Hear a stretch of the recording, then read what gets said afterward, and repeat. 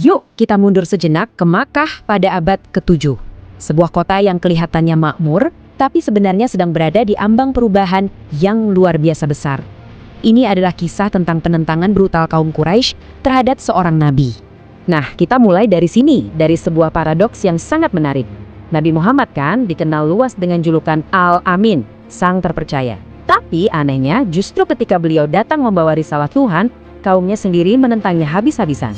Pertanyaannya, kok bisa orang yang paling mereka percayai tiba-tiba dianggap sebagai musuh nomor satu? Kunci untuk membongkar misteri ini ada di dalam analisis historis tafsir. Dan pemandu kita kali ini adalah seorang ulama besar, Ibnu Katsir. Kenapa beliau? Karena Ibnu Katsir punya kemampuan luar biasa untuk menyambungkan setiap ayat Al-Quran dengan konteks peristiwa nyata yang melatar belakanginya. Jadi kita akan melihat sejarah melalui lensa tafsirnya. Oke, kita masuk ke alasan pertama dan yang paling fundamental, kekuasaan. Sederhananya, ajaran Islam yang dibawa Nabi Muhammad itu secara langsung mengancam struktur sosial dan politik yang sudah mapan dan mengakar kuat di Mekah. Coba deh kita lihat perbandingannya. Kontrasnya tajam banget. Di satu sisi ada struktur Quraisy yang sangat hierarkis, kaku, semuanya berdasarkan suku dan keturunan. Di sisi lain, Islam datang dengan konsep egaliter, semua setara, yang penting adalah iman. Menurut Ibnu Katsir, inilah yang paling bikin para elit Quraisy ketakutan. Bayangkan, pasan yang menyatakan seorang tuan dan budaknya punya kedudukan yang sama di hadapan Tuhan. Wah, ini sebuah revolusi. Bagi mereka, ini bukan sekedar soal iman, tapi soal ketundukan politik pada klan Bani Hashim dan meruntuhkan tatanan yang selama ini menguntungkan mereka. Dan tokoh-tokoh besar seperti Abu Lahab, Walid bin Al-Mughirah, dan para penguasa Mekah lainnya, mereka langsung paham betul implikasinya. Mengikuti Muhammad artinya apa? Artinya kehilangan status, pengaruh, dan tentu saja kekayaan mereka. Jadi ini bukan lagi soal benar atau salah. Ini sudah soal mempertahankan dominasi mereka. Tapi masalahnya gak berhenti di politik aja. Ajaran baru ini juga menghantam dua hal yang sangat sakral bagi kaum Quraisy, uang dan tradisi nenek moyang. Coba bayangkan Mekah saat itu. Ka'bah itu ibarat mesin uang raksasa bagi mereka. Kenapa? Karena ekonomi Mekah itu sangat bergantung pada politeisme. Mereka ini adalah produsen sekaligus penjual utama berhala-berhala seperti Lata, Uzza, dan Manat. Jadi, Ka'bah bukan cuma pusat spiritual, tapi juga pusat bisnis yang sangat profitable dan mereka yang mengendalikannya. Nah, lalu datanglah Islam dengan pesan intinya.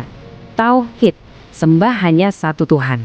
Jelas, ini adalah ancaman langsung yang bisa menghancurkan seluruh model ekonomi mereka sampai ke akarnya. Kalau tidak ada lagi yang menyembah dan membeli berhala, ya runtuh sudah sumber pemasukan utama mereka. Risiko sebesar ini jelas tidak akan mereka biarkan terjadi. Tapi ini lebih dalam dari sekedar uang. Ini soal identitas. Ibnu Katsir saat menjelaskan ayat ini menunjukkan bahwa inilah argumen pamungkas mereka. Mereka berlindung di balik tradisi. Jadi mereka menolak kebenaran bukan karena pesannya tidak logis, tapi karena pesan itu mengancam tradisi yang sudah membentuk siapa diri mereka selama ratusan tahun. Nah, ketika argumen-argumen ideologis dan tradisi ini mulai goyah, apa yang mereka lakukan? Penentangan kaum Quraisy pun naik level. Dari perdebatan menjadi sebuah kampanye persekusi yang sangat sistematis dan brutal. Pola perlawanan mereka itu jelas banget dan makin lama makin kejam. Dimulai dari perang kata-kata alias propaganda dan fitnah. Ketika itu nggak mempan, mereka beralih ke kekerasan fisik. Dan puncaknya, isolasi total melalui boikot ekonomi dan sosial. Propaganda adalah senjata pertama mereka. Dalam sebuah rapat yang dipimpin oleh Walid bin Al-Mughirah, mereka secara strategis merancang sebuah fitnah yang cerdas. Mereka nggak menuduh Nabi sebagai orang gila atau dukun, karena semua orang kenal betul siapa beliau. Tapi mereka melabeli ajarannya sebagai sihir. Kenapa? Karena sihir punya konotasi memecah belah.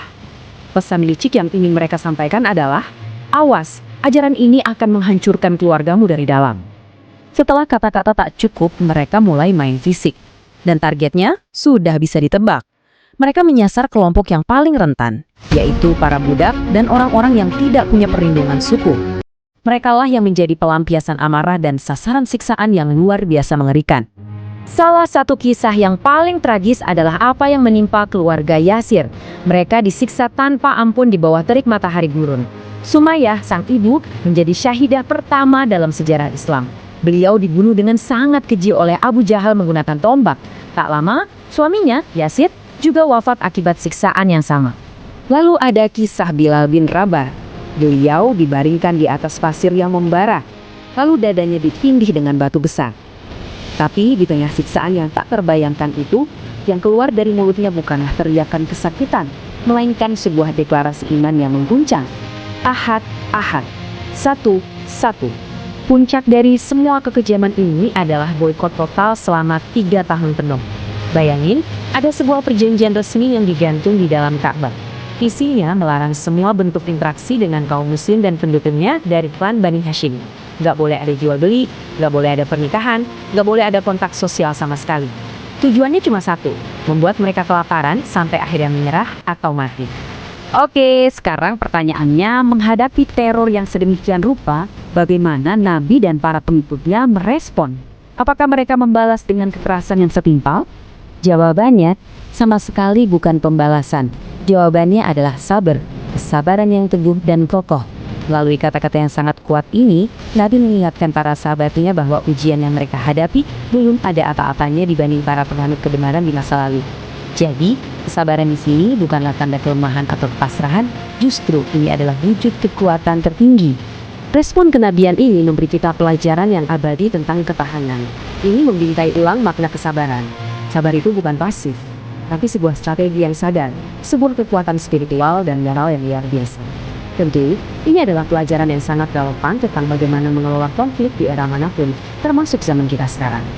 Dan ini membawa kita pada sebuah pertanyaan terakhir yang sifatnya universal.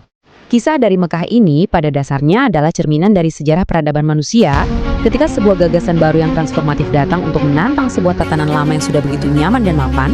Apakah konflik itu memang sesuatu yang tidak bisa dihindari? Mari kita renungkan bersama.